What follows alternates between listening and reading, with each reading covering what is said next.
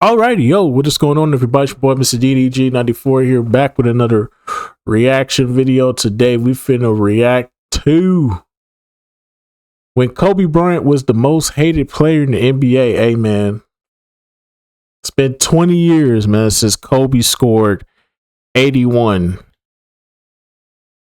It's been 20 years since he scored 81 on the Toronto Raptors. 20 years, bro. We getting old, man. We getting old, man. Niggas getting old, man.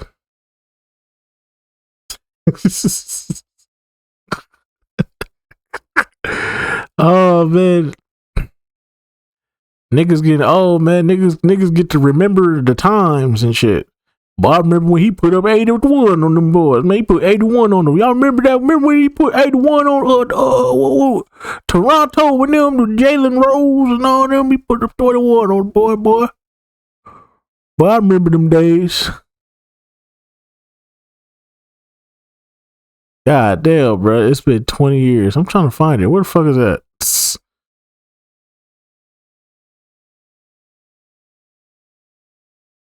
I cannot believe I cannot find that shit. I didn't move it. That's crazy. I don't know where it is. But yeah, man, we old, man. We old. Anyways, though. Yeah, man. Shit, he was in the 10th grade. I was in the what? In the fifth. I was in the 5th grade when that happened. I was in the 5th grade when that happened.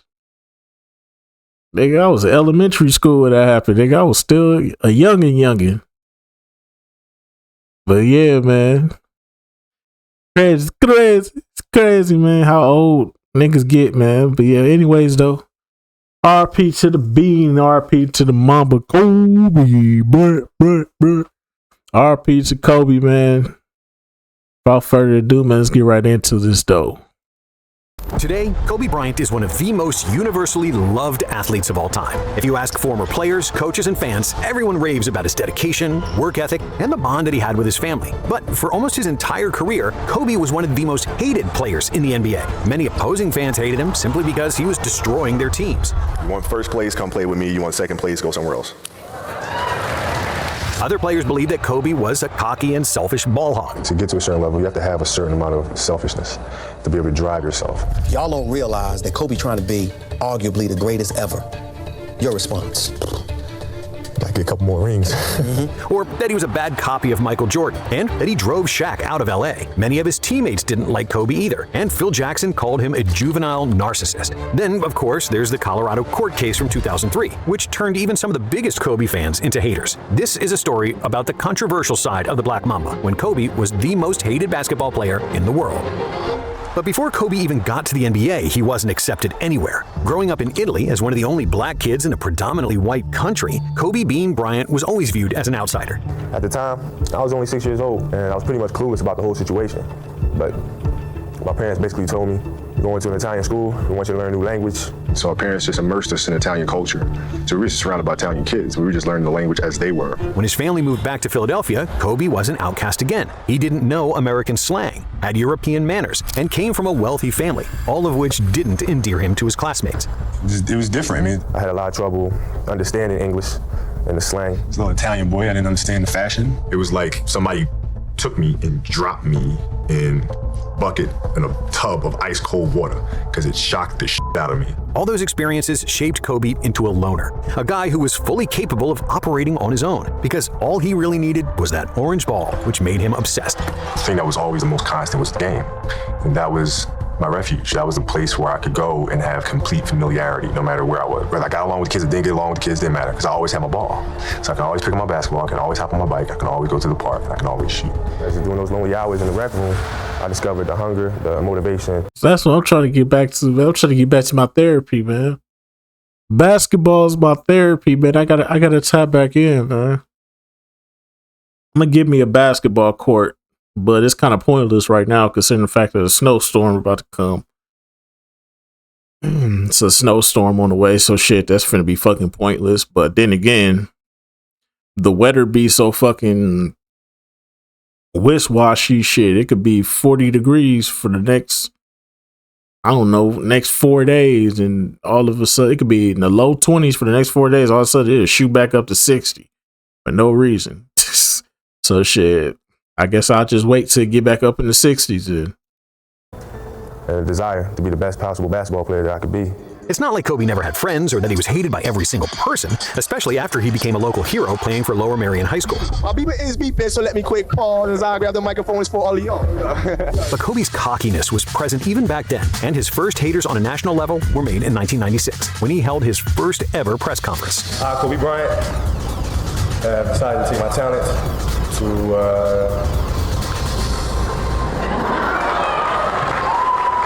I have decided to skip college and take my talent to the NBA.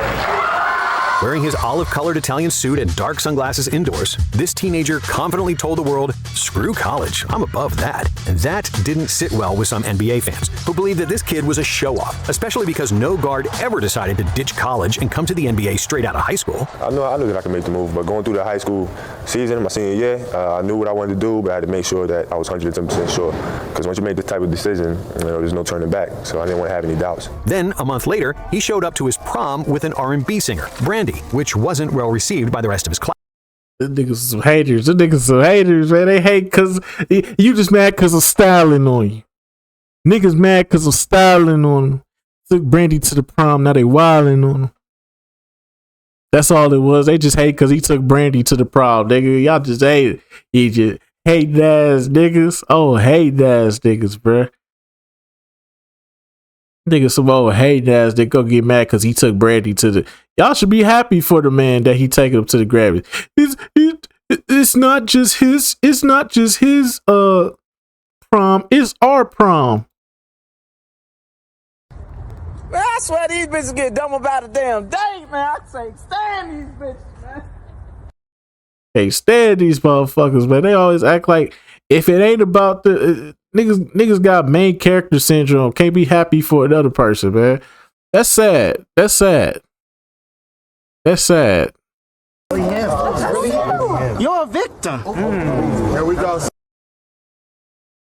I hate niggas, bro. I hate niggas on my kids.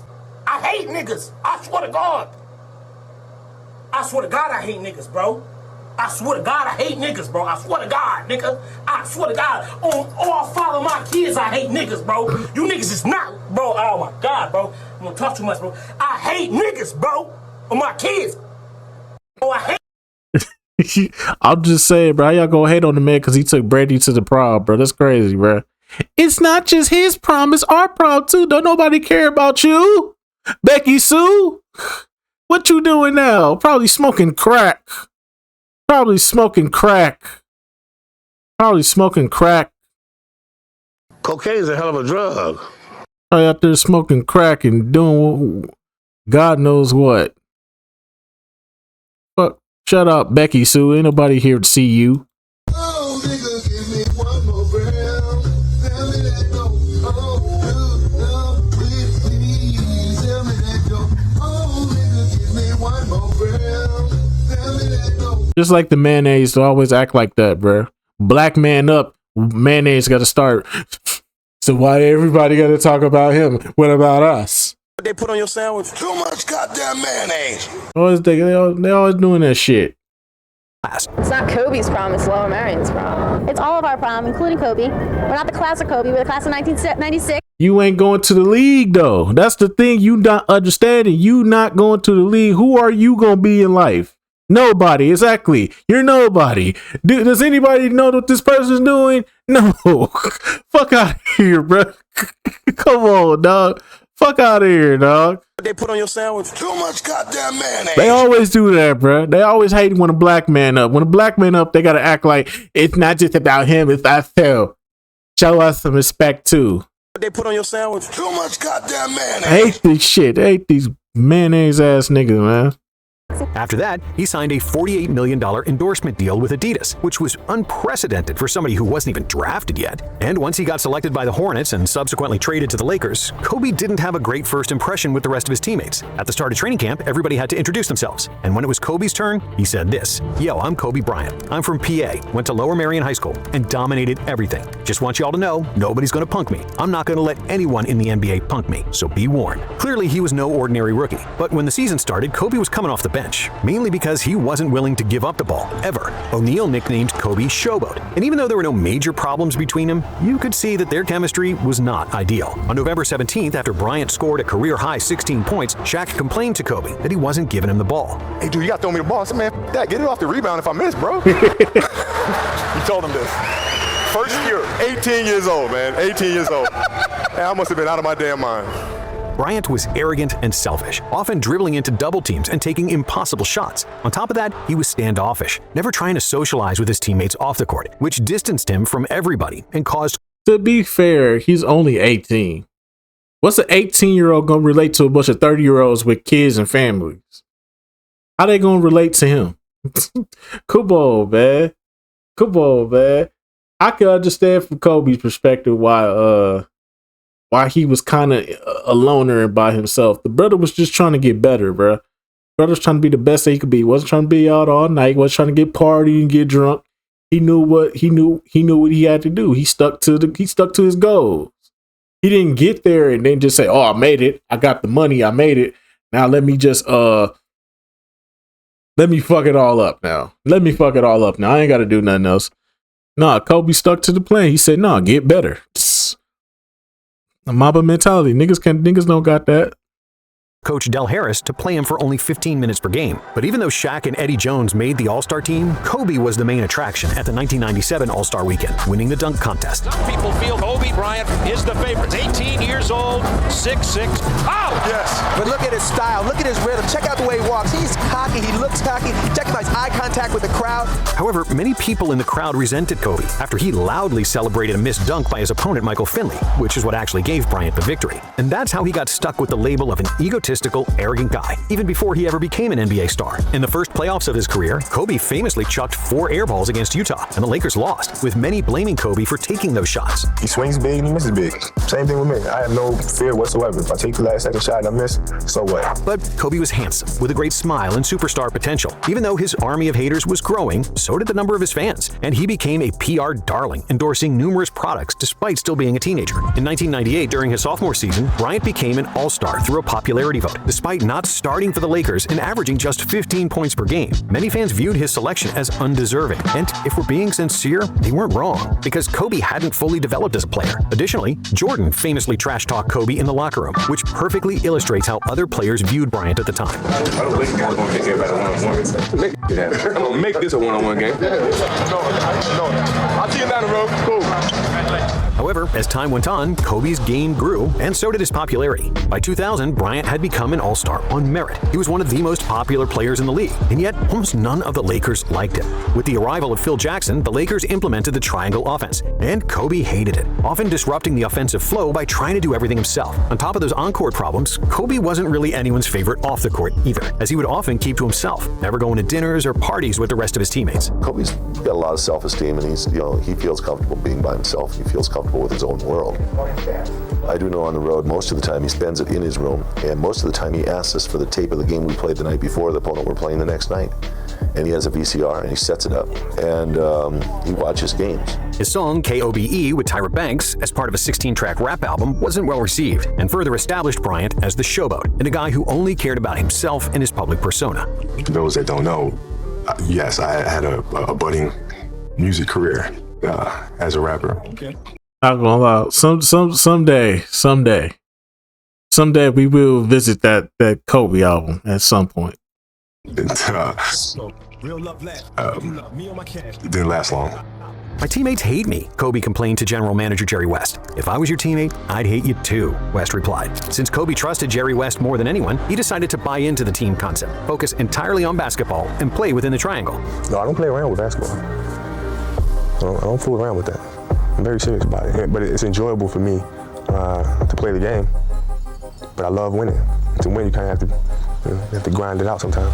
And it worked. The Lakers won their first championship after Magic Johnson's departure, with Kobe and Shaq connecting on some of the most famous plays in NBA history. And even though Kobe beefed with Shaq on a regular basis due to the center's lack of commitment in practice and being out of shape at the start of the season, in 2001, things were surprisingly idyllic for the Lakers, who crushed the opposition, winning the championship with a playoff record of 15 wins and only 1 loss. In 2002, Kobe was arguably even better than Shaq throughout the regular season. And in the 2002 All-Star Game, Bryant took home the MVP after leading the West to a 135-120 victory in front of his hometown fans. But during the MVP ceremony, Bryant was booed by the Philadelphia crowd, which hugely disappointed Kobe. Yeah, it feels good. It feels good to come home. I mean, to be fair, you beat their team in the finals. Like they you beat their team in the finals the previous year. I don't think they really want to see you celebrating on their floor again.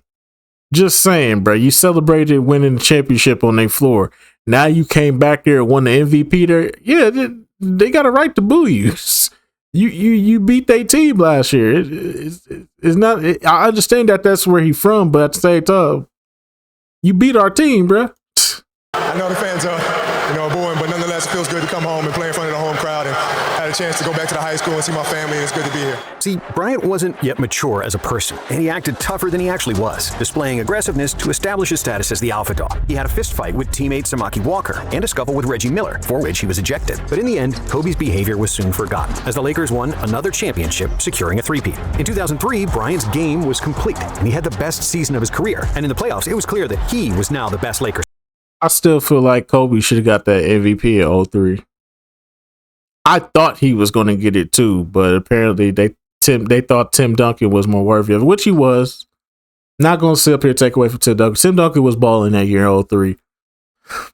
But I just feel like the way how Kobe was playing that year, it kind of felt like, maybe they should have gave it to him, but I know politics got in the way of that.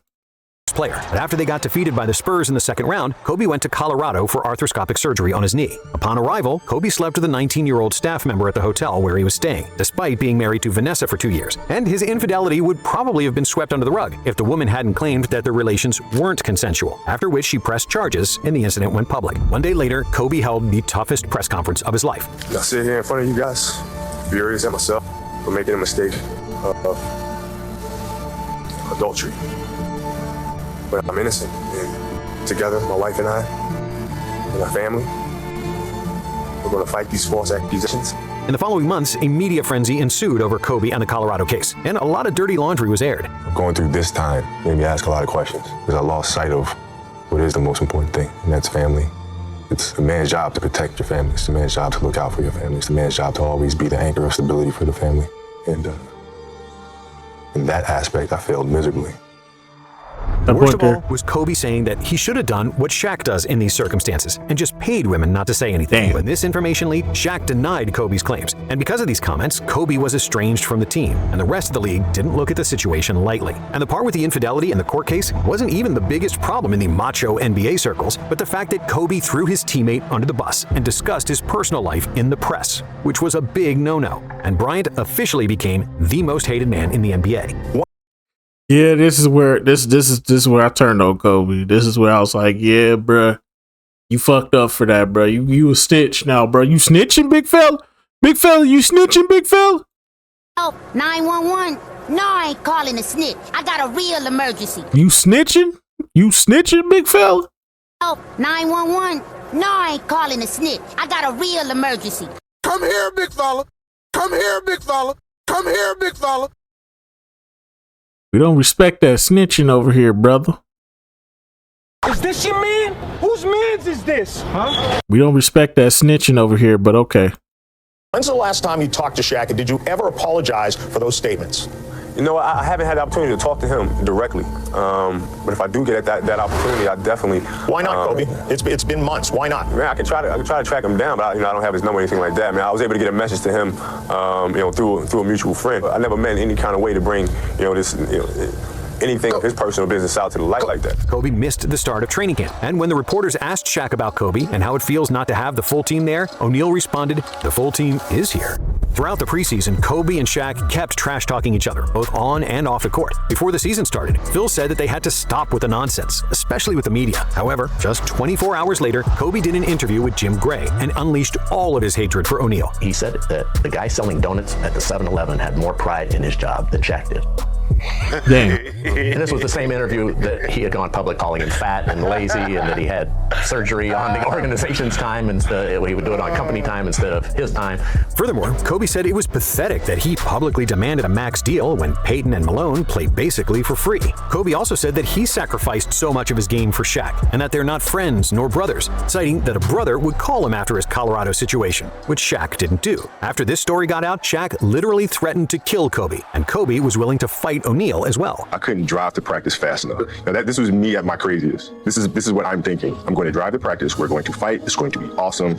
Make it beat to a pulp. But God, you know what? It's going to be a good one. It'll be a good one. And that's what I came to practice, completely expecting that to happen. And I think B. Shaw might have calmed everybody down. Yeah. But then Bryant Shaw, who was now retired but who always had influence on both superstars, decided he needed to step in and calm everybody down. And with Bryant, Shaw was always direct. How do you expect him to support you when you always distance yourself from him and the team? Kobe never really interacted with us. You know, at this point, he kind of kept to himself. We always went out, had dinners, went to clubs, and Kobe would never go. Shaq always invited everybody to his house for Thanksgiving, Christmas, whatever it was, and Kobe would never interact. Shaw. But despite being hated by his teammates, the media, and half the world, Bryant was still a dominant basketball player, and the Lakers were still arguably the most talented team in the NBA. LA made the finals for the 4th time in 5 years, and everybody in the world expected them to beat the Pistons. But just like the Lakers themselves, the world underestimated the Pistons, one of the best defensive teams of all time. Detroit killed the Lakers with their full court defense, forcing Bryant into... I think I was the only person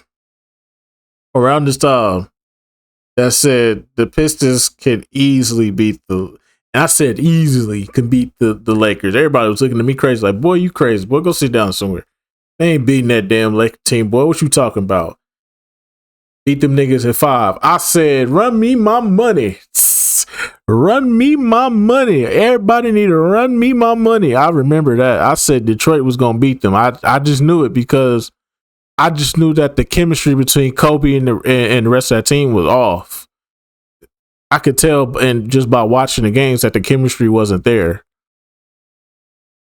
So yeah, I kind of knew it at the time. At the time, I kind of knew it, but everybody was like, "Man, you don't know what you're talking about. Go sit your ass down." Then when they lost to the Pistons, I said, "Run me my money, run me my money, God damn it." Y'all don't know what y'all talking about. I don't know what I'm talking about. Y'all don't know what y'all talking about.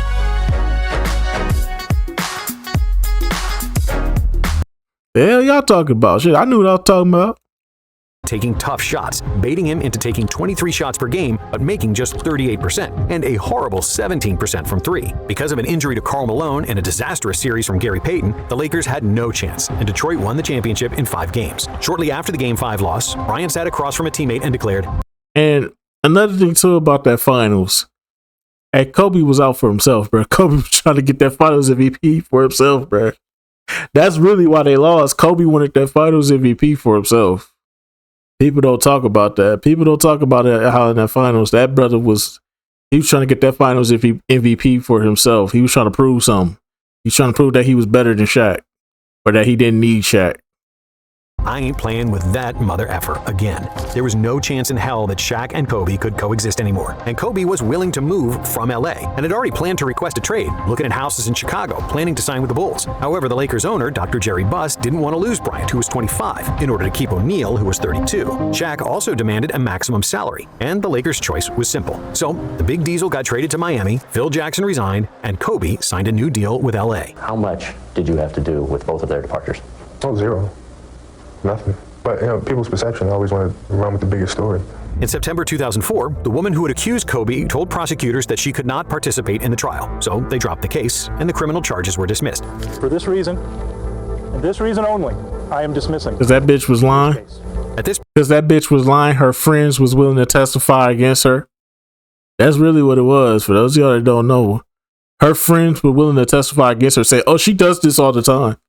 She does this all the time. She's always been like that. Yeah. Kobe ain't do that shit. He cheated. He cheated on his wife, which he shouldn't have done. But he ain't out here R. Kelly and people. Nah, he wasn't out here on no R. Kelly shit though. He was just messing around. He was just doing what every other nigga do, just be messing around. Shouldn't have did it, but hey, hey, niggas gonna do what a nigga gonna do, man. Point, Bryant made a public statement apologizing to his accuser, the public, and his family while denying the allegations, and ultimately settled for $2.5 million. And even though he was cleared of any wrongdoing, many people didn't believe that Kobe was completely innocent, and nobody liked the fact that he cheated on his wife. Everybody automatically has this image of somebody who doesn't make mistakes and, you know, is perfect role model or whatever. And, you know, that's no such thing. You know, but I think of a role model as a person, you know, who's in the limelight, and a person who might make a mistake, not necessarily in the limelight, but a person that makes a mistake, and people are able to learn from that mistake. When the 2005 season started, Kobe publicly apologized to Shaq for his comments, but the duo still wasn't on speaking terms. When the Heat played the Lakers on Christmas, O'Neal didn't even want to acknowledge Kobe. To add fuel to the fire, Phil Jackson published a book titled The Last Season, A Team in Search of Its Soul, in which he told several unfavorable stories about Kobe, saying that he was uncoachable. Phil said that Bryant was too stubborn and would often go against the grain of the team, calling him a juvenile narcissist. These comments from Jackson solidified what most people had been suspecting of Kobe for a long time, and added to their distaste towards him. And because the Lakers won just 34 games and finished 11th in the West, their worst result ever, Kobe was again under fire from critics. Even though he averaged 27.6 points per game, his shooting percentage was low, with a career— you spit in a narrative right there, buddy. You need to tell the truth and the whole truth and nothing but the truth. See, this is what I mean by these type of videos and these type of journalists and all these stuff. They don't tell the full picture. Kobe was out for the remainder of the season. I think he had a torn patella, something like that, or I think it was a torn patella or a broken foot. It was something like that. He had a season-ending injury. Not to mention the fact that the coach at the time, I think it was Rudy Tomjanovich. I think he suffered a stroke, and he had to step down from coaching. And one of the assistant coaches had to step up and be the main coach for the remainder of that season. So they didn't have Kobe. They didn't have the coach that they started the season with. Shaq is in Miami. The team basically is imploded. What the fuck did you expect was gonna happen, bro? I don't like when they do that, bro. They need to put context on this shit, bro. Kobe was done for the remainder of that season. That's why they had the record that they had. That's why they did make the playoffs that year. Let's put some context on that at the bare minimum, bro. Put some context on it.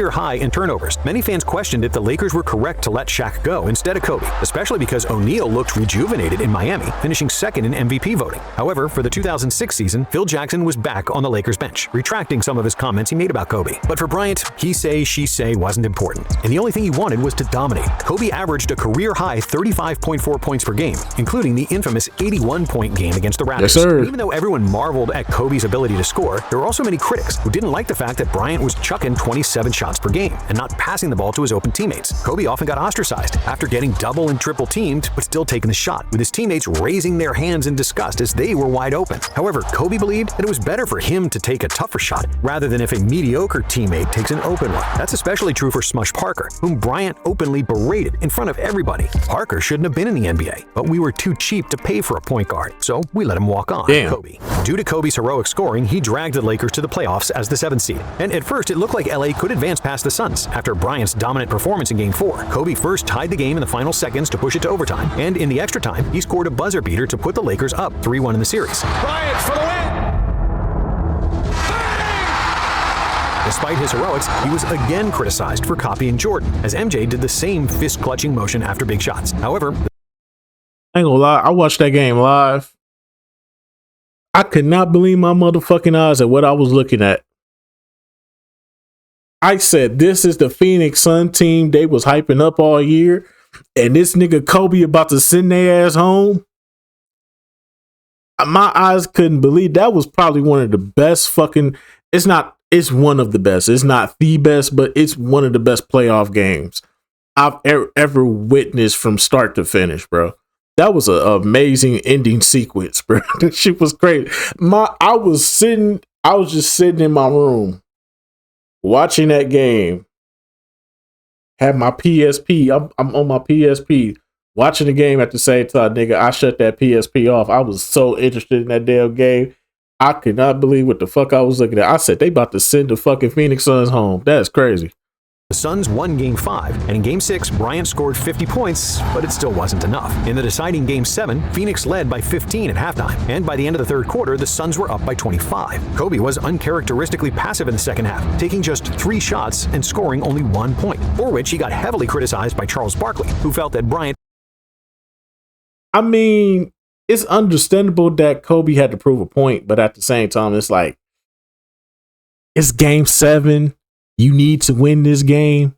Maybe do that in another game, but not an important game. But Kobe had to make a point that, hey, man, my team is ass.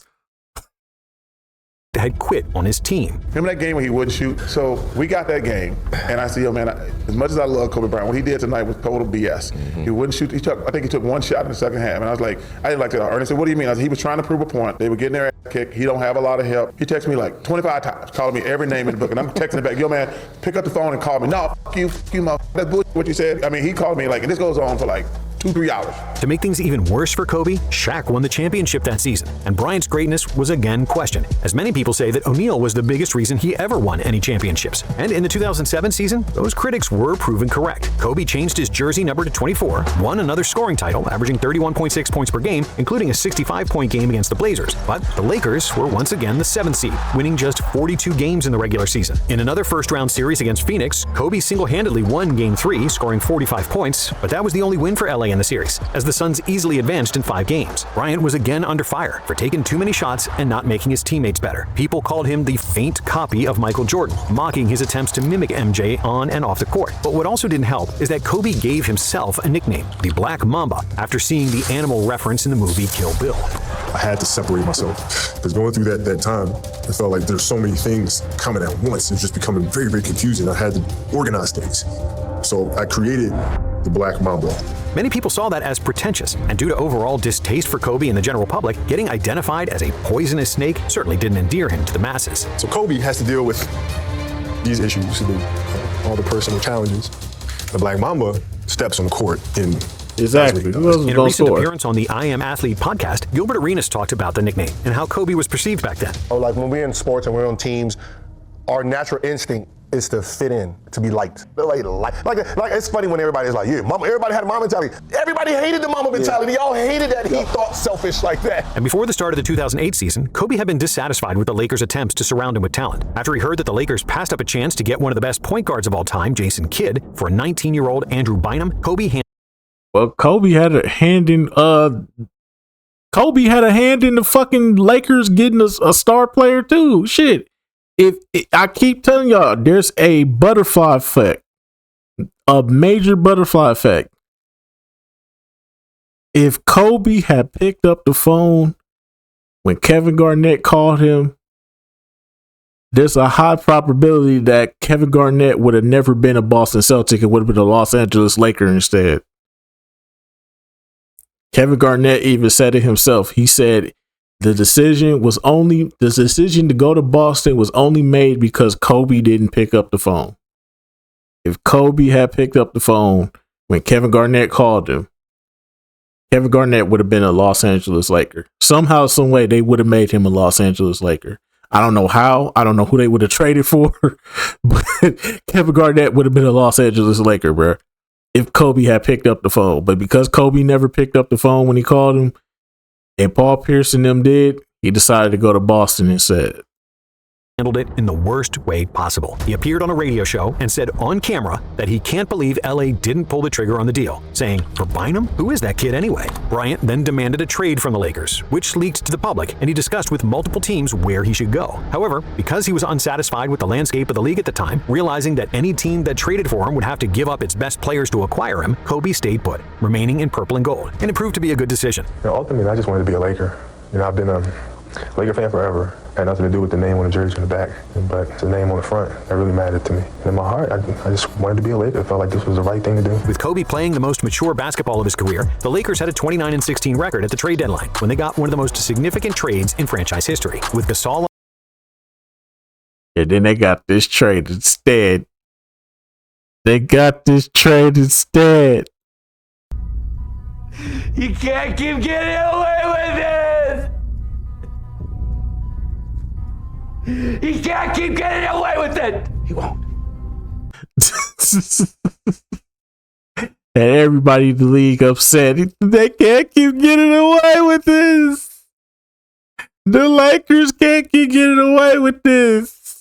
On board, the Lakers dominated to a 57-25 record and finished the year as the #1 seed in the West. Kobe averaged 28.3 points per game, along with 6.3 rebounds and 5.4 assists, which earned him the MVP award. However, the Lakers missed on the ultimate goal, losing to the Celtics in the NBA Finals in a series where Kobe shot the ball poorly, making just 40% from the field and 32% from three. Kobe, you won the MVP, you led the team to the finals. How do you characterize this season? Well, I mean, the goal was to win a championship. It wasn't to win MVP or anything like that. It was to win a championship. So, from that aspect, we failed.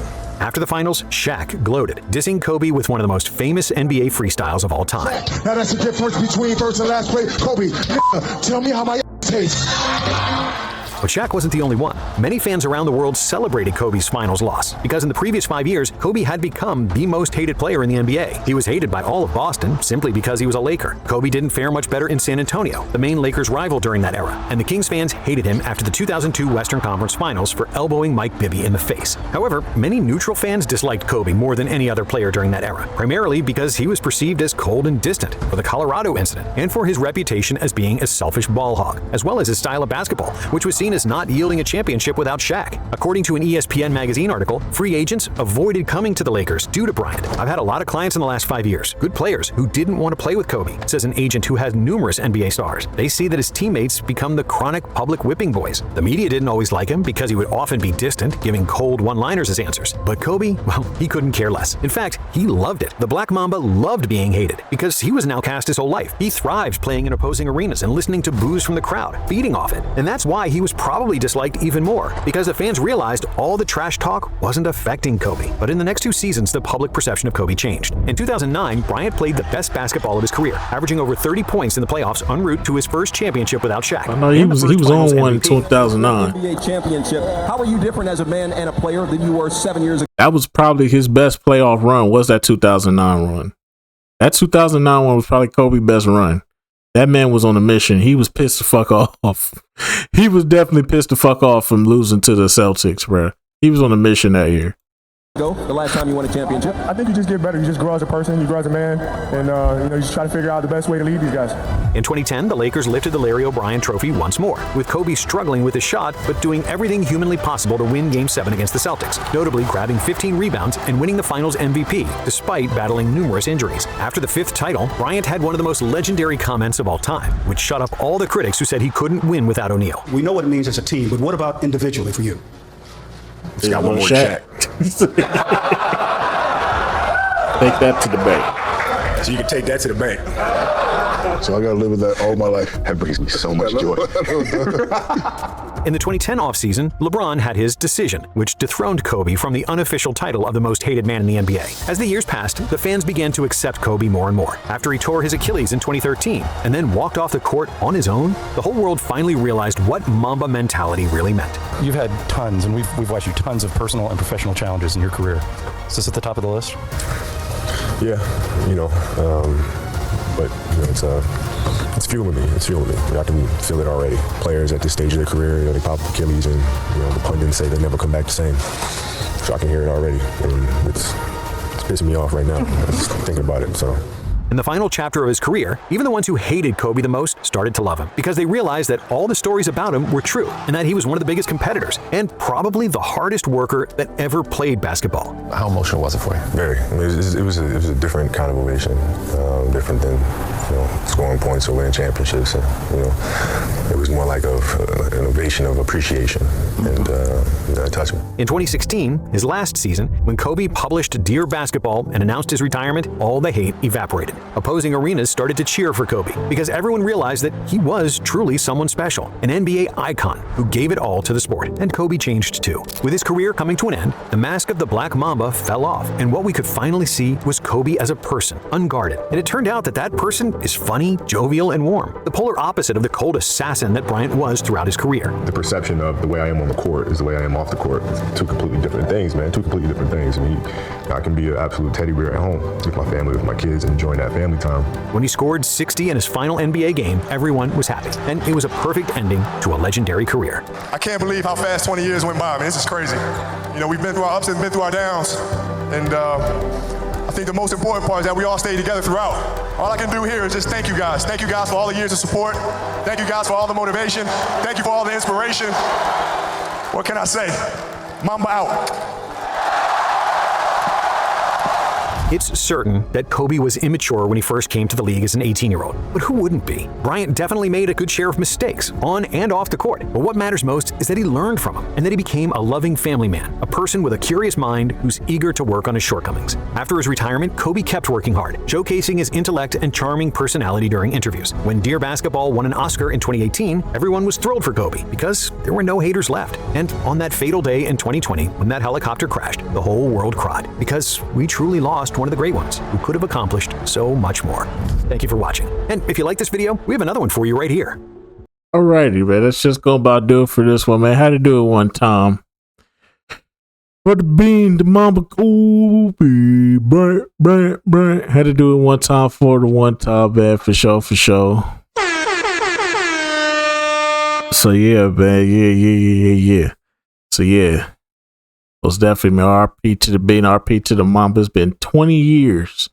Well, in about 3 minutes, it's about to be 20 years in a day. But yeah, man, it's been 20 years since Kobe dropped 81 on the Toronto Raptors. So I decided, why not do a Kobe video for today? So yeah, man, that just gonna about do it for this one. I will see you all in the next video. Till then, deuces.